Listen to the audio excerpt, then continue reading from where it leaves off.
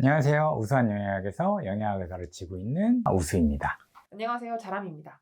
오늘은 크레아틴에 대해서 알아볼까 하는데요. 우선 크레아틴이 뭔가요? 보통 크레아틴을 보충제로 많이 알고 계시죠? 원래 우리 몸속에서 만들어지는 거고요. 크레아틴은 우리 몸속의 아미노산을 재료로 만드는 물질입니다. 아미노산 글리신을 원료로 해서 아르기닌, 메티오닌의 도움을 받아 생성되는 물질이에요. 재밌는 건 이 물질 안에다가 일시적으로 에너지를 가둬둘 수 있습니다. 이 크레아틴이 에너지를 담는 포장 상자 같은 거죠. 우리가 급격하게 에너지를 필요할 때가 있잖아요. 뭐 예를 들면 고강도 운동을 한다거나 무거운 물건을 옮겨야 한다거나, 그때 크레아틴 상자 안에 일시적으로 가둬놓은 에너지를 공급해 줌으로써 몸속의 에너지 재생을 도와줄 수 있습니다. 크레아틴이 어떻게 에너지 생성에 도움을 줄 수 있는 건가요? 일단 에너지 물질에 대해서 좀 이야기해 볼게요. 네. 우리는 탄수화물, 단백질, 지방이란 영양소들을 먹고, 이렇게 먹은 영양소들이 우리 몸에 에너지가 된다고 알고 있어요. 그런데 실제로 이 영양소들은 그 자체로는 아무것도 못합니다. 그러면 어떻게 에너지를 만드냐? 일단 소화된 영양소들이 세포로 가요. 그리고 그 안에서 아주 복잡한 절차를 거치면서 아데노신 3인산, 즉 ATP라는 물질로 바뀌어야만 에너지를 쓸 수가 있습니다. 이 ATP라는 게 본래 우리 몸에서 에너지를 보관하는 포장상자라고 생각하면 됩니다. 우리가 무슨 일을 하려면 힘이 필요하잖아요. 네. 근데 근육을 수축하거나 소화를 한다거나 체온을 유지하는 일 등을 할 때는 필요한 힘을 이 ATP라는 상자 안에서 꺼내 쓰는 겁니다. 그래서 이 ATP를 모든 생물이 공통으로 사용하는 에너지 화폐라고 생각하시면 됩니다. 우리는 잘 못 느끼지만 우리 몸 안에서는 상상도 못할 만큼의 많은 일들이 일어나고 있어요. 그만큼 필요한 에너지도 많겠죠? 그래서 우리 몸은 하루에 각자 자기 체중 무게에 육박할 정도의 ATP를 계속해서 만들고 소비하고 있습니다. ATP 무게가 몸무게만큼 된다는 거예요? 그렇죠. 엄청나게 많은 양이 만들어지고 있습니다. 그런데 이런 과정이 항상 순탄하지만은 않아요. 세포에서는 에너지가 한시라도 급한데 에너지를 만들어 쓸 수 있는 재료들 중에는 아주 느그적거리는 애들도 있고, 질소옷을 열심히 벗겨야 하는 애들도 있습니다. 그래서 세포의 급한 에너지 요구를 해결하기 위해 응급으로 만들어 놓은 것이 바로 크레아틴입니다. 세포는 크레아틴 안에 에너지를 가둬서 크레아틴 인산이라는 형태로 만들어 놔요. 이 에너지를 쉽게 사용할 수 있게 해놨거든요. 그래서 크레아틴은 ATP를 급하게 그리고 일시적으로 재생시킬 수 있는 도구로 사용될 수 있습니다. 그러면 어떤 사람이 크레아틴을 먹어야 할까요? 한마디로 말하면 고강도 운동하는 사람, 그리고 순간적으로 힘 많이 쓰는 사람, 이런 사람들이 그 능력 증가시키고 싶을 때 먹으면 돼요. 저처럼 적당히 운동하고 움직이는 사람은 체내에서 만들어지는 거랑 식품으로 섭취하는 양만으로도 충분합니다. 근데 만약 채식주의자라면 부족할 수도 있겠죠? 크레아틴 인산이 사용되는 조건은 아까 나왔었죠? 이런 과정이 항상 순탄하지만은 않아요. 세포의 급한 에너지 요구를 해결하기 위해 응급으로 만들어 놓은 것이 바로 크레아틴입니다. 에너지 생산이 만약 순탄하면 주로 지방이 에너지원이 됩니다. 그런데 한 번쯤 들어보셨을 수도 있을 거예요. 지방이 산소 없이는 타지 못한다? 에너지를 만들 때 산소가 필요하다고 해서 이걸 우리는 유산소 대사라고 합니다. 그래서 우리가 호흡을 하는 거죠. 그런데 세포에서 에너지가 급격하게 많이 필요할 때는 에너지 요구량 대비 산소의 공급량이 부족해져요.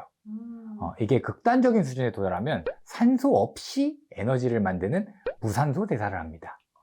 막 필요하다고 난리를 치는데 그렇게 만들어줄 수가 없으니까 어쩔 수 없이 만드는 방식으로 만드는 거예요. 이때 지방은 에너지원으로 동원될 수 없고, 아까 말씀드린 에너지 생산이 순탄하지 못한 상황이 되는 겁니다. 이때가 바로 크레아틴 인산이 주로 사용되는 시기예요. 이런 조건은 길어야 90초 이내에 끝나고 주로 10에서 20초 사이에 작용해요. 평소 4, 5개 드는 중량 한두 개 더 들고 싶잖아요. 그럴 때 크레아틴 먹으면 딱 좋습니다. 무산소성 영역을 넘어서는 주로 2분 이상 지속되는 유산소성 상황에서는 크레아틴의 효과는 크게 검증된 바는 없습니다. 결국 최대 2분 이내에 고강도로 지속할 수 있는 운동의 효과에 영향을 준다고 볼 수 있겠죠? 또한 주로 영양 섭취가 충분한 조건에서 효과를 본다고 볼 수 있어요. 즉, 다이어트 같은 영양 섭취가 제한된 환경보단 잘 먹고 근력을 비롯한 퍼포먼스를 증가시키려고 할 때 섭취하는 게 더 바람직할 것 같습니다. 그러면 다이어트 때는 크레아틴 소용없는 건가요? 크레아틴은 껍데기에 불과해요. 앞에서 포장상자라고 했던 거 기억하시죠? 네. 실체는 그 안에 들어있는 에너지입니다. 크레아틴 안에 에너지가 들어있는 형태를 크레아틴 인산이라고 하는데요. ATP가 아데노신 3인산인 것을 고려해보면 같은 구조라고 할 수 있습니다. 즉, 세포는 아데노신이나 크레아틴에 에너지를 넣고 인산으로 자물쇠를 채워놓은 거예요. 필요할 때는 자물쇠를 끊어버리고 에너지를 방출시켜 사용하는 거죠. 우리 근육 속에는 크레아틴 인산의 모습으로 3분의 2, 크레아틴의 모습으로 한 3분의 1 정도가 존재해요. 필요할 때 크레아틴을 크레아틴 인산으로 만들어 놔야 하는데 이 과정 또한 에너지가 필요합니다. 즉 ATP가 필요하다는 거죠. 결국 식사를 하고 에너지가 충분한 상황에서 ATP가 남을 때 그 에너지로 크레아틴 인산이 만들어지는 거예요. 반대로 운동 등으로 에너지를 써서 ATP가 필요할 때는 크레아틴 인산을 분해해서 다시 ATP를 만드는 거예요. 결국 다이어트 같은 지속적 에너지 부족 상태에서는 아무리 음식을 먹고 크레아틴 보충제를 먹는다고 해도 잉여 에너지가 충분하지 않아서 크레아틴을 효과적으로 크레아틴 인산으로 만들지 못할 겁니다. 그러면 크레아틴은 얼마나 먹는 게 좋을까요? 크레아틴은 하루에 1, 2g 정도가 체내에서 만들어지는 것으로 알려져 있어요. 하지만 이 양으로는 근육 등에서 크레아틴의 최대 농도에 도달하는데 부족할 수 있는 수준입니다. 그래서 우리는 식품 등을 통해서 체중 kg당 0.3g 정도의 크레아틴 섭취가 필요해요. 예를 들어 체중이 70kg이면 약 20g 정도 되겠죠? 그래서 7일 동안 5g씩 4번을 먹으라고 하는 말이 있는데 이런 과정을 우리는 크레아틴 로딩이라고 합니다. 한 번 로딩이 되면 그 양이 아주 일부만 줄어요. 그러면 그 후 1일에 3에서 5g 정도를 꾸준히 섭취한다면 최대 농도를 유지할 수 있습니다. 다른 방법으로는 3g을 한 달 내내 먹는 방법이 있어요. 그러면 결국 지속된 누적에 의해 혈중 최고 농도에 도달할 수 있으니까 필요에 따라 조절하면 됩니다. 사실 로딩을 하고 유지 용량을 먹으나 유지 용량을 더 오래 먹으나 별 차이는 없습니다. 이 섭취 방법의 선택은 내가 급격하게 농도를 올리고 퍼포먼스를 증가시킬 시합 등이 있다면 로딩을 하는 게 좋겠죠? 근데 평소에 지속적으로 운동을 하면서 강도를 올려가고 있다면 매일 3g을 섭취하는 것이 적합하겠습니다. 그러면 크레아틴을 언제 먹는 게 좋을까요? 크레아틴의 섭취 타이밍에 대해서는 말들이 좀 많아요. 다시 한번 강조드리지만 크레아틴은 섭취보다 근육세포 내에 크레아틴 인산이 잘 만들어져야 효과를 볼 수 있어요. 그렇다면 두 가지 조건이 기본적으로 충족되어야 됩니다. 첫 번째, 충분한 크레아틴을 섭취한다. 두 번째, 충분한 에너지를 섭취한다. 자, 여기서 충분한이란 과한은 아닙니다. 앞서 말한 이 두 가지가 갖춰져야 크레아틴 인산 합성에 필요한 모든 것들이 갖춰지는 거예요. 이 조건을 최대화시키려면 결국 식후가 가장 적합합니다. 그런데 문제가 식후에 위에 음식물이 있는 상태에서는 크레아틴의 흡수가 쉽지 않다는 것입니다. 그래서 농도가 가장 줄어든 고강도 운동 직후 스포츠 음료나 꿀 등에 타서 먹는 것을 추천합니다. 그 후 30분에서 1시간 안에 탄수화물과 단백질을 포함한 식사를 하시면 됩니다. 근데 크레아틴 섭취는 안전한 건가요? 지금까지 연구된 바에 따르면 간 신장 질환자가 아니라면 매일 3g 정도를 섭취하는 조건에서는 모두 안전하다고 보고 있습니다. 하지만 간 신장 질환자에 있어서는 일부 논문 등에서 크레아틴 보충제나 크레아틴을 공급하는 식품을 통한 섭취 모두가 신장 기능에 문제를 줄 수 있다고 하고 있어요. 이게 왜 그러냐면 크레아틴을 섭취하면 크레아틴이 분해된 크레아티닌이라는 게 생성돼요. 그 양이 평소보다 조금 증가된다고 볼 수 있거든요. 운동 후에는 당연히 더 증가되겠죠? 그러면 크레아틴도 아미노산을 원료로 만들어진 물질이기 때문에 질소를 함유하고 있어요. 이런 질소들은 모두 간을 거쳐서 생성 제거되고 그 배설은 신장이 주로 담당하고 있습니다. 그렇기 때문에 일상적인 식사 수준의 섭취는 큰 문제가 되지 않아요. 근데 크레아틴 보충제 섭취를 피해야 하는 경우는 다음과 같아요. 첫 번째, 간 신장에 문제가 있는 사람. 두 번째, 간에 문제를 줄 수 있는 요인을 많이 먹는 사람. 대표적인 거 있죠? 고칼로리 식품, 술, 약물. 세 번째, 다이어트 등으로 극단적인 저칼로리 식사와 지나친 고단백 식단을 하면서 이미 크레아틴을 잔뜩 먹은 사람. 근데 크레아틴 섭취가 탈모를 유발한다고 들었거든요. 자, 이거 잘 들어보세요. 민감한 부분이니까. 영양 섭취와 관련된 부분은 객관적인 부분과 주관적인 부분을 꼭 분류하셔야 합니다. 여기서 객관적인 부분은 크레아틴 섭취와 탈모의 인과관계를 입증할 수 있는 논문 등일 거고요. 주관적인 부분은 개인이 먹었는데 탈모가 증가되는 부분일 것입니다. 아무리 객관적으로 문제가 없다고 해도 주관적으로 문제가 있다면 반드시 그 성분의 섭취를 중지하셔야 합니다. 반대로 주관적으로 문제가 없는데 객관적인 부분에 문제가 있다고 나와도 중단하셔야 합니다. 주관적인 부분이 영구적으로 안전할 거라는 보장은 없으니까요. 그렇죠? 크레아틴과 탈모에 대한 연구는 딱 한 건이 있습니다. 해당 연구에서는 크레아틴을 로딩시키고 혈중 DHT 농도를 봤는데 이 DHT는 디하이드로 테스토스테론이라고 해서 탈모를 유발하는 남성 호르몬입니다.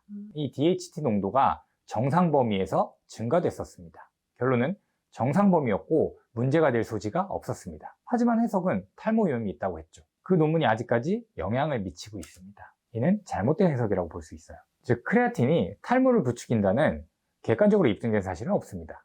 하지만 주관적으로 문제점을 느끼신다면 크레아틴을 섭취하지 않으시는 게 좋겠습니다. 교수님, 기타 다른 영향도 있을까요? 우선 크레아틴을 먹으면 체중이 증가돼요. 근육세포로 수분을 끌어당기기 때문인데요. 혈액에 있는 수분을 끌어당기기 때문에 혈액량이 감소됩니다. 그래서 우리 몸은 일정한 혈액량 유지가 중요하기 때문에 크레아틴을 먹을 경우 충분한 수분 섭취가 필요합니다. 그리고 크레아틴을 먹을 때는 이 복부나 얼굴이 붓기도 합니다. 이런 부분은 끊으면 금방 사라지니까 이게 불편하다면 섭취를 중단하시는 게 좋습니다. 만약 지속적으로 섭취하다가 시합 등으로 붓기를 빼야 할 때가 있다면 충분히 일주일 정도 여유를 가지고 미리 끊으셔야 합니다. 카페인과 관련된 이야기도 많이 있어요. 혈액의 입장에서 보면 둘 다 혈액량을 줄일 수 있는 성분이고 탈수 위험을 증가시킬 수 있습니다. 그런데도 대부분의 프리워크아웃 제품에서 이 두 성분이 같이 들어있어요. 그 이유는 먹고 나서 영향을 받는 타이밍이 다르고 물을 충분히 섭취하면 별 문제가 없기 때문입니다. 어느 정도 상호작용을 방해하긴 하지만 그걸 느낄 수 있는 사람들이 별로 없다는 부분도 있습니다. 그러면 크레아틴을 만약에 먹는다고 하면 어떤 제품을 먹어야 할까요? 보충제를 먹을 때 항상 고려해야 할 것이 효과와 안전성입니다. 말씀드렸듯이 크레아틴은 흡수시키기 매우 어려운 존재이기 때문에 그 섭취와 흡수에 대해서 가장 잘 연구된 형태로 드시는 게 제일 좋습니다. 다행히도 그동안 크레아틴에 대한 연구는 정말 많이 수행되어 왔어요. 크레아틴 모노하이드레이트 형태가 그 효과와 안전성이 가장 많이 연구된 형태입니다. 프리워크아웃 부스트에 주로 사용되고 있는 적은 양을 섭취하면서 같은 효과를 볼 수 있다는 크레아틴의 변형들도 있어요. 하지만 장단기적인 안전성에 대한 부분은 입증된 바가 없습니다. 그래서 크레아틴을 고를 때는 밀입자가 잘 되어 있고 성분 함량이 안정적인 독일산 크레아틴 제품을 고르시는 게 좋습니다. 특히 최근에는 중국산 크레아틴이 국내에 많이 유통되는 것 같더라고요. 제가 확인한 바로는 성분 함량이 형편없는 저품질 제품들입니다. 저렴하다고 사 먹을 게 못 됩니다. 절대 사지 마세요. 네. 오늘은 크레아틴에 대해서 알아봤는데요. 밥을 더 먹는다고 모든 사람이 힘이 더 나지 않듯이 크레아틴을 먹는다고 모두가 더 무게를 잘 드는 것은 아닙니다. 드신다면 개인적으로 품질이 좋은 제품을 구매하셔서 드셔보시고 부작용 없이 효과가 잘 나는지 파악하셔서 장기적인 섭취 여부를 결정하시는 게 좋겠습니다. 오늘 영상은 여기까지고요. 구독, 좋아요, 알림, 질문은 댓글로. 감사합니다. 감사합니다. 크레아틴에 대해서 놓친 부분이 있어서 짚고 넘어갈게요. 일단 제가 과거에 독일 회사인 센이라는 회사의 크레아 졸브라는 제품을 제조사와 원료사에 대한 내용을 정확하게 전달받지 못해서 독일산이라고 얘기한 적이 있습니다. 이 부분 죄송하게 생각하고요. 이미 많이 알려져서 크레아 졸브는 중국산 원료를 사용하고 있다는 사실이 밝혀졌고요. 최근에는 중국산 제품들이 우리나라에 많이 유입되고 있는데 중국산과 독일산의 차이는 도대체 무엇이냐? 단순히 순도만의 차이냐? 그렇지 않습니다. 그냥 70%냐 90%냐의 차이가 아니고요. 그만큼 순도가 높다는 건 불순물이 적게 혼입되었다는 것이고 크레아틴을 만드는 과정에서 들어가는 불순물은 독성 물질입니다. 그래서 크레아틴은 되도록이면 99.9% 이상의 순도를 자랑하는 독일산 크레아 퓨어를 드셔야 합니다. 최근에 크레아틴과 다이어트에 관련된 연구들이 올라와서 이를 잠깐 소개해드리려고 합니다. 크레아틴은 단순히 근육에만 저장되는 건 아닙니다. 지방세포 등에도 저장될 수 있는데 이렇게 지방세포에 저장된 크레아틴은 ATP를 만드는 데 사용되지 않고 그대로 있다가 폐기되는 성향을 보여주기도 합니다. 이렇게 폐기되면 우리가 크레아틴 인산을 만들기 위해서 그 안에 가둬둔 에너지를 그대로 버리게 되는 꼴이 되겠죠. 이렇게 되면 우리의 에너지 소비가 증가되기 때문에 일부 다이어트에 도움을 줄 수 있다는 연구들도 있습니다. 하지만 이거는 일상적으로 잘 일어나는 상황은 아니기 때문에 크레아틴을 먹고 다이어트가 더 잘 될 거라고 생각하시는 것은 별로 좋은 생각은 아니라고 말씀드리고 싶습니다.